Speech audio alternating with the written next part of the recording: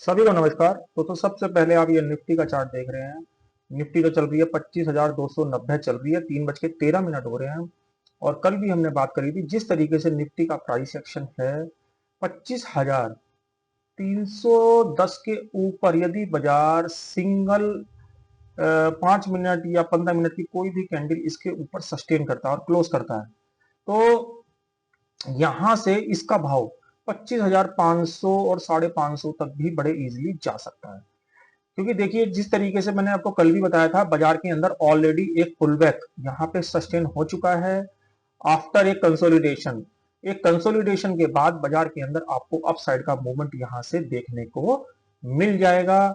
नीचे के लिए अगर हम ब्रेकडाउन की बात करें तो ब्रेकडाउन की भी कल मैंने आपसे बात करी थी। बाजार 25,100 के नीचे यहां पे खराब होगा, यानी 25,100 के नीचे यदि सस्टेन कर जाता है तो ही खराब होगा, अदरवाइज 25,100 और 25,300 ये इसकी एक रेंज है जिसके अंदर बाजार कंसोलिडेशन फेज में भी फंस सकता है। जैसे ही ये इस वाले कंसोलिडेशन फेज को निकालेगा ऊपर की साइड तो इसके अंदर एक बहुत बड़ा मूव आपको देखने को मिलेगा। देखिए इसके बहुत सारे कारण हैं। कल करीबन 3 दिन के लिए बाजार बंद हो जाएगा, यानी मंगलवार में बाजार खुलेगा, 26 जनवरी की छुट्टी है और खुलते ही 27 जनवरी को पूरे मंथ की एक्सपायरी है, यानी मंथली एक्सपायरी है। तो एक बहुत बड़ा मूव होने की आशंका है और बजट भी नेक्स्ट वीक में आ रहा है, तो उसकी वजह से यदि वो शनिवार इतवार का बजट हुआ तो संडे को बाजार भी खुलेगा, या शनिवार का हुआ तो शनिवार को भी खुलेगा, क्योंकि बजट के दिन बाजार ऑल दिन ओपन रहता है, तो बजट के अंदर कोई छुट्टी नहीं रहती है। तो आप इस चीज का ध्यान रखें। बजट भी आ रहा है, मंथली एक्सपायरी आ रही है, तो बाजार के अंदर एक बहुत बड़ा मूव आपको देखने को मिलेगा। कंसोलिडेशन बाजार ने ले लिया है, जो गिरावट बाजार के अंदर आ रही थी वो यहां पे कहीं ना कहीं जो है स्टॉप हो गई है।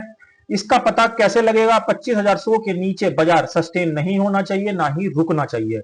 और 25,300 के अगर एरिया को कल वो इजीली यहां पे ब्रेक कर देता है और उसके ऊपर सस्टेन कर देता है, 310 मान लीजिए सेफ साइड, या इसके ऊपर गैप अप हो जाता है, तो 25,500, 25,600 और उससे ऊपर के भी लेवल आपको देखने को मिलेंगे। निफ्टी आईटी और निफ्टी पीएसयू बैंक, ये दोनों सेक्टर के ऊपर आप ध्यान रखिएगा। निफ्टी आईटी और निफ्टी पीएसयू बैंक ये दोनों बहुत तेजी से ऊपर जा सकते हैं, तो आप इन सब चीजों का ध्यान रखें। जो दो लेवल मैंने आपको बताए हैं निफ्टी के, इनके ऊपर जरूर गौर करें। अगर वो दोनों लेवल ऊपर या नीचे कटेंगे तो एक बहुत बड़ा मूव आपको देखने को मिलेगा।